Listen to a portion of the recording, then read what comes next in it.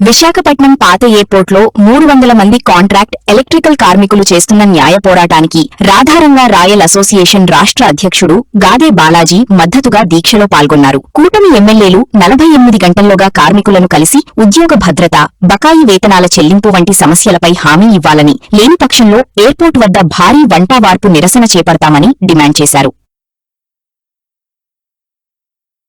ఎయిర్పోర్ట్లో కార్మికులు చేస్తున్న ఆందోళన పతాక స్థాయికి చేరుకుంది. ప్రత్యేకించి కార్మికులు దాదాపు 300 కుటుంబాలకు సంబంధించి అయితే అక్కడ చేస్తున్న ఆందోళనకు సంబంధించి రాధారంగా రాయల్కి చెందిన రాష్ట్ర అధ్యక్షుడు గాదే బాలాజీ కూడా తన సంపూర్ణ మద్దతు ప్రకటించారు. ఈరోజు శిబిరానికి వెళ్ళిన గాదే బాలాజీ మాత్రం అక్కడే భోజనం చేసి వాళ్ళతో కార్మికులతో మమేకమయ్యారు. తన పూర్తి మద్దతును డిమాండ్ సాధించే వరకు ఉంటుందని కూడా ఆయన ఈ సందర్భంగా ప్రకటించడం అయితే జరిగింది. కార్మికులు చేస్తున్న పోరాటం న్యాయమైంది కూడా అని చెప్పారు. అదేవిధంగా కొన్ని దశాబ్దాలుగా ఇక్కడ పనులు చేసుకుంటూ వస్తున్న ఒక కార్మికుల్ని సడన్గా రోడ్డు మీద పడేయడం అంటే అది ఒక సైతరాని చర్యగా కూడా ఆయన వివరించారు. అదేవిధంగా ఉద్యోగ భద్రతతో పాటు బకాయి వేతనాలను యుద్ధ ప్రాతిపదికన తక్షణమే చెల్లించాలని కూడా ఆయన డిమాండ్ చేశారు. అంతేకాకుండా ఈ కుటుంబాల భద్రత సంబంధించి కూడా ప్రభుత్వం ఒక కార్యాచరణ రూపొందించి అమలు చేయాలని కూడా ఆయన కోరారు.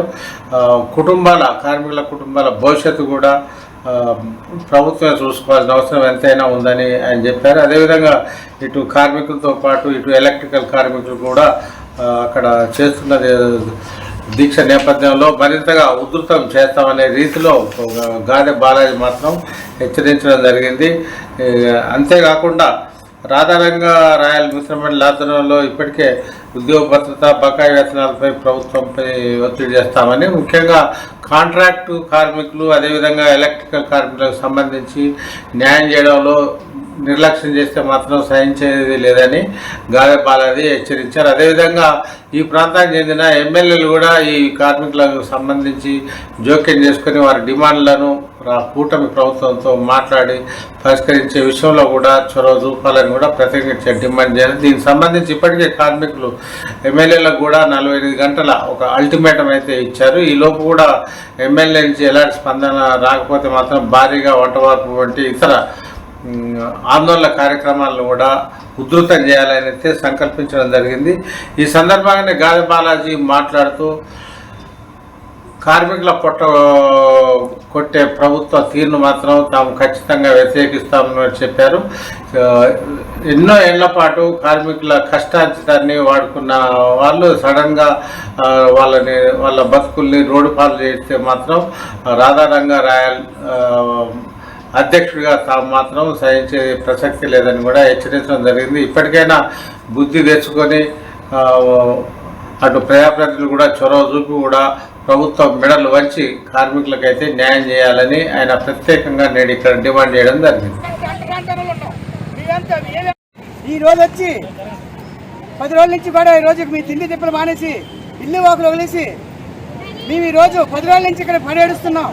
కనీసం విశాఖపట్నం ఎంపీ భర్త గారు కానీ, ఇక్కడ లోకల్ ఎమ్మెల్యే గన్నబాబు గారు కానీ, సెంట్రల్ మినిస్టర్ రామ్మోహన్ రెడ్డి కానీ, నారా చంద్రబాబు నాయుడు కానీ, అలాగే మన డిప్యూటీ సీఎం పవన్ కళ్యాణ్ గారు కానీ ఎవరు కూడా ఇప్పుడు స్పందించలేదు. ఎవరు కూడా మమ్మల్ని అడగలేదు మీరు ఎలాగున్నారు, ఏంటి అసలు, ఎందుకు మీరు ఇక్కడ ధర్నా చేస్తున్నారు, ఎందుకు మీరు ఇక్కడ ఉన్నారు అని ఇప్పుడు వచ్చి ఎవరు కూడా పట్టించుకుని నాదు లేరు. అలాగే మన గవర్నమెంట్ కలెక్టర్ గారు మీకు న్యాయం చేస్తాం, 4 రోజుల్లో మీ దగ్గరకు వస్తాం, మీ సమస్యలు పరిష్కారం చేస్తాం అన్నారు. ఇప్పుడు వచ్చి 4 రోజుల నుంచి 4 రోజులు కాదు వేడుకుంటాం, అయ్యారండి ఒక న్యాయం చేయండి అంటే ఎవరు ఆడుకునే వాళ్ళు లేరు, ఎవరు న్యాయం చేసిన లేరు. ఒక్కసారి సీఎం గారు చంద్రబాబు నాయుడు గారు రెండయ్యా ఒకసారి రండి, జరిగించండి, మా ఆపరాధులు వినండి, పబ్లిక్ అంటే సపోర్ట్ చేయండి, పబ్లిక్ అంటే చూస్తున్నారు. ఒకసారి మేము దయ చూపించండి, ఎంపీ భర్త గారు దయ చూపించండి, దయ చూపించండి, డిప్యూటీ సీఎం పవన్ కళ్యాణ్ గారు దయ చూపించండి, సెక్రటరీ రామ్మోహన్ రెడ్డి గారు దయ చూపించండి, గోపాలపట్నం ఎమ్మెల్యే గణబాబు గారు దయ చూపించండి. ఒకసారి మీ ప్రభుత్వం కాబట్టి మిమ్మల్ని అడుగుతున్నాం, ఒక్కసారి మమ్మల్ని కనికరించండి, మాకు అన్నిటి తొరవండి. ఈ రాష్ట్ర ముఖ్యమంత్రి చంద్రబాబు నాయుడు గారు రావాలి, డిప్యూటీ సీఎం పవన్ కళ్యాణ్ గారు రావాలి.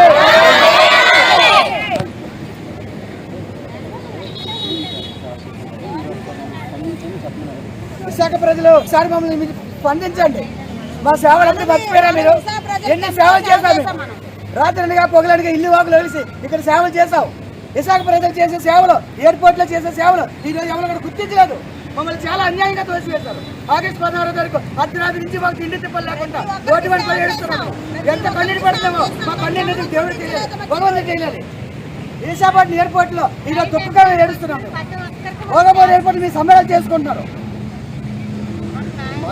మాకు న్యాయం కావాలి. మాకు అక్కడ మాకు ఇంటర్నేషనల్ పెట్టిమన్నాడు సార్, ఇక్కడ కమిషన్ పెట్టిమని ఎవరైనా బతుకుతాం చాలు.